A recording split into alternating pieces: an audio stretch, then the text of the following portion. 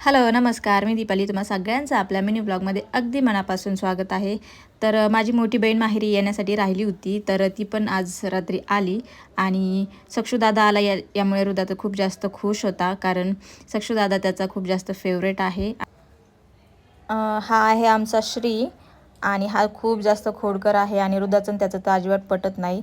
आणि हा आमचा सक्षूदादा, जो हृदाला अजिबात ओरडत नाही, त्यामुळे हृदूला जास्त तो आवडतो. तिच्या मुलांना सुट्ट्या लागून 15 दिवस झाले होते, पण ताईच्या कामामुळे तिला काही लवकर येता आलं नाही. त्यामुळे 8-10 दिवसांची सुट्टी काढून ती आली होती आणि दुसऱ्या दिवशी आमच्या हर्षूचा बड्डे होता, त्यामुळे ती आदल्या रात्रीच आली होती. आणि आता सगळेजण आलेत तर खूप जास्त मजा येणार आहे. आणि आम्ही सगळ्या बहिणी माहेरी एकत्र असलो की खूप जास्त छान वाटतं आणि घर भरल्यासारखं वाटतं. तर दुसऱ्या दिवशी मस्त हर्षूला आम्ही सकाळी सकाळी विश केलं आणि विश केल्यानंतर तो लाजत होता असा. आणि दारावरती आज सकाळी वैदिन पण आली होती, तिच्याकडून क्लिप्स आणि रबर वगैरे घ्यायचं चालू होतं.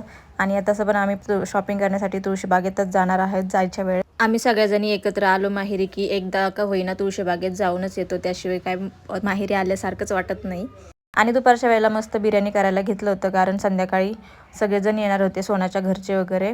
त्यामुळे दुपारी बिर्याणी आवरून ठेवली, म्हणजे स्वयंपाक वगैरे झाला की डेकोरेशन करायला पण निवांत. त्यामुळे आधी स्वयंपाक आवरून घ्यावा म्हणून सगळ्यांनी ताईला बिर्याणीची जी तयारी असते ती करून दिली. आणि आमची ताई म्हणजे जास्त प्रमाणात स्वयंपाक करण्यात खूप जास्त पटाईत आहे आणि तिच्या हातचे कुठलेच पदार्थ असे फेल जात नाही, सगळे टेस्टी होतात. त्यामुळे तिलाच बिर्याणी करायला सांगितली होती. आणि मी तर पेशंट होते, त्यामुळे मी फक्त व्हिडिओ करायचं काम चालू होतं माझं. सो इथं ताईने मस्त आधी भात वगैरे शिजवून घेतला होता 70-80%. आणि त्यानंतर मग इथं